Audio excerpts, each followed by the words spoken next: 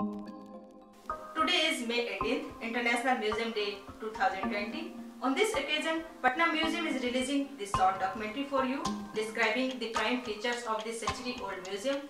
This documentary is prepared by FSS Patna for Patna Museum. Thank you.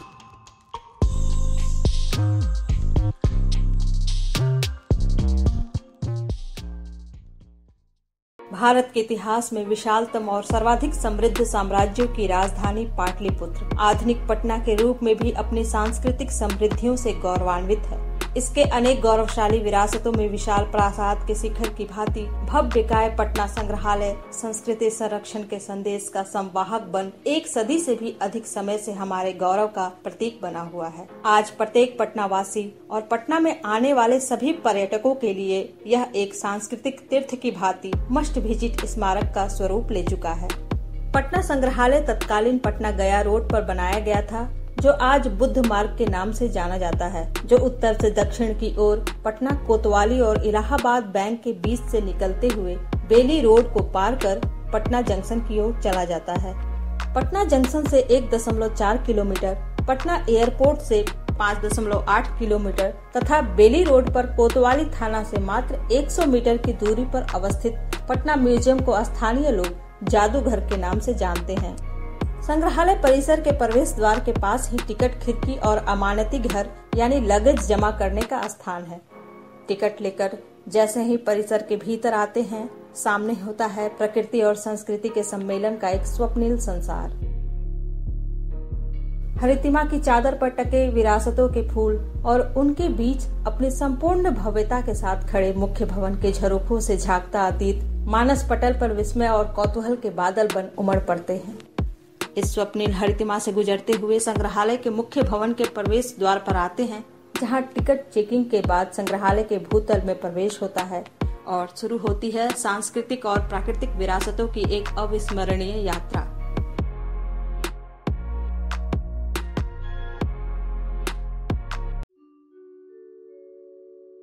नमस्कार। आज हम एक लघु वृत्त चित्र के माध्यम से पटना संग्रहालय के बारे में एक जानकारी देते हुए सभी से जुड़ने का प्रयास कर रहे हैं। जैसा कि आप सभी जानते हैं कि 1912 में बिहार और बंगाल का विभाजन होता है और 1912 से पूर्व इस क्षेत्र में एक इंडियन म्यूजियम कोलकाता एकमात्र ऐसा संग्रहालय होता है जहां पर पुरावशेषों और कलाकृतियों को संग्रहित किया जाता है तथा उन्हें प्रदर्शित किया जाता है। 1912 में बिहार के अलग होने के बाद ऐसा महसूस किया जाने लगा कि यहाँ पर अपना एक संग्रहालय होना चाहिए, जहां पर जो इस क्षेत्र से पुरावशेष और कलाकृतियां प्राप्त हो रही हैं उन्हें प्रदर्शित किया जाए और लोगों को उनके बारे में जानकारी मिल सके। इस निमित्त 20 जनवरी 1915 को तत्कालीन लेफ्टिनेंट गवर्नर स्टुअर्ट बेली के आवास पर एक मीटिंग होती है, जिसमें सच्चिदानंद सिन्हा जी द्वारा एक प्रादेशिक संग्रहालय की स्थापना का प्रस्ताव दिया जाता है। प्रादेशिक संग्रहालय की स्थापना का यह प्रस्ताव 26 जुलाई 1915 को आयोजित एक बैठक में स्वीकृत किया जाता है और एक कमेटी का गठन किया जाता है, जिसके माध्यम से संग्रहालय का संचालन किया जाए। उस समय तत्काल में जो कमिश्नर का आवास होता है, वहां पर इन पुरावशेषों को एकत्रित करके रखने की बात की जाती है तथा बाद में 1917 में पटना हाईकोर्ट परिसर में एक कमरे में पटना संग्रहालय की स्थापना की जाती है। पटना संग्रहालय की स्थापना के साथ ही यहाँ पर श्री राय बहादुर शरद चंद्र जी को संग्रहालय अध्यक्ष के रूप में नियुक्त किया जाता है। पुरावशेषों की बढ़ती संख्या के साथ ही वह जगह छोटी पड़ने लगती है और 1925 में पटना गया रोड पर 700 × 500 वर्ग फुट का यह प्लॉट पटना संग्रहालय के लिए आवंटित किया जाता है और दिसंबर 1928 में भारतीय राजपूत शैली में निर्मित यह भवन पूर्ण होता है तथा मार्च 1929 में इस भवन में पटना संग्रहालय को पूरी तरह से शिफ्ट कर दिया जाता है। तब से लेकर आज तक यह भवन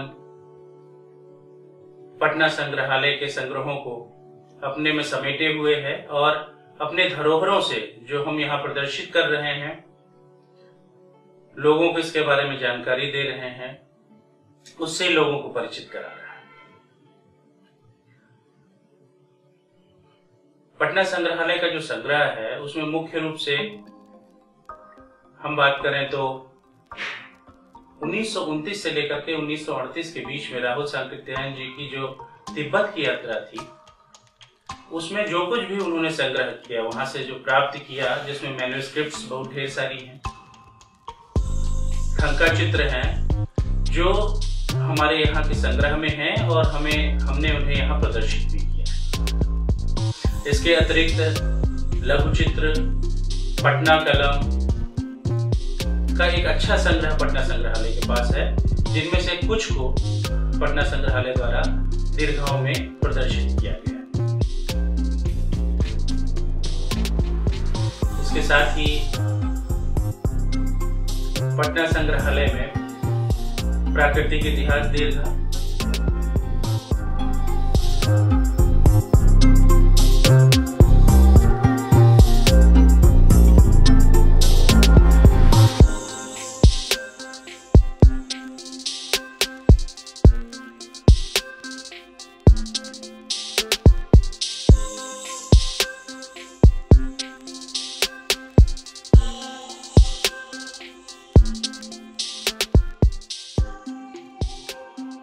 नेपाली ब्रॉन्ज गैलरी,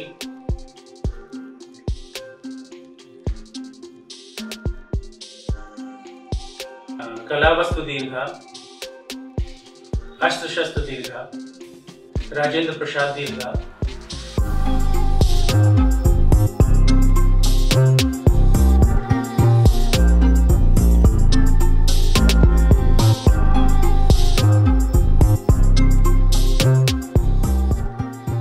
प्रिंट दीर्घा में प्रदर्शनों को प्रदर्शित किया गया है, जिनके माध्यम से यहाँ आने वाले जो दर्शक हैं या जो अध्येता हैं, शोध अध्येता हैं, उनको इन सब चीजों के बारे में जानकारी प्राप्त हो।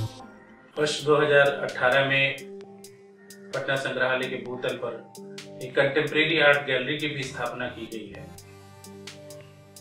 यहाँ का एक और विशेष आकर्षण जिसके बारे में हम बात कर सकते हैं वह है बुद्ध अस्थि कलश दीर्घा। वैशाली से प्राप्त भगवान बुद्ध के अस्थि अवशेषों से युक्त एक अस्थि कलश का प्रदर्शन पटना संग्रहालय की एक विशेष दीर्घा में किया गया है। हमारा एक प्रयास है कि हम पटना संग्रहालय के बारे में एक चलचित्र के माध्यम से सभी को अवगत करा सकें और पटना संग्रहालय के विषय में लोगों को जानकारी दे सकें। जैसा कि आप सभी जानते हैं कि कोविड-19 के कारण संग्रहालय और बहुत से ऐसे प्रतिष्ठान जो धरोहरों के बारे में जानकारी प्रदान करते हैं बंद हैं।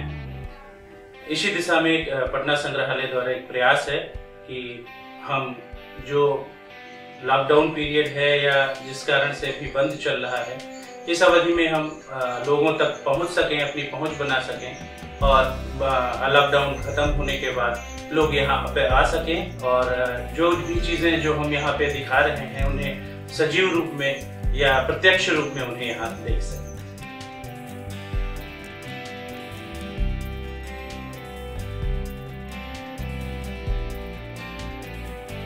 पटना संग्रहालय के भूतल पर अवस्थित बिहार रिसर्च सोसाइटी संप्रति पटना संग्रहालय का शोध एवं प्रकाशन प्रभाग है, जिसकी स्थापना 20 जनवरी 1915 को एशियाटिक सोसाइटी ऑफ बंगाल के तर्ज पर की गई थी। यहाँ पर इतिहास, पुरातत्व, दर्शन, भाषा विज्ञान आदि विषयों पर पुस्तकों एवं शोध पत्रिकाओं का विशाल संग्रह है, जो शोधार्थियों एवं छात्रों के अध्ययन के लिए उपलब्ध है। इसके अतिरिक्त महापंडित राहुल सांकृत्यायन के द्वारा तिब्बत से लाई गई बौद्ध पांडुलिपियों का भी विशाल संग्रह है। पटना संग्रहालय एक बहुउद्देशीय संग्रहालय है, जिसमें संग्रहों को लगभग 10 वर्गीकृत प्रभागों या दीर्घाओं में दिखाया गया है। सभी प्रभाग संग्रह की दृष्टि से प्रतिनिधि कलाकृतियों एवं पुरावशेषों से युक्त हैं, जिसके कारण यह संग्रहालय पर्यटकों, शोधार्थियों, शिक्षार्थियों एवं कला प्रेमियों के लिए विशेष आकर्षण का केंद्र है।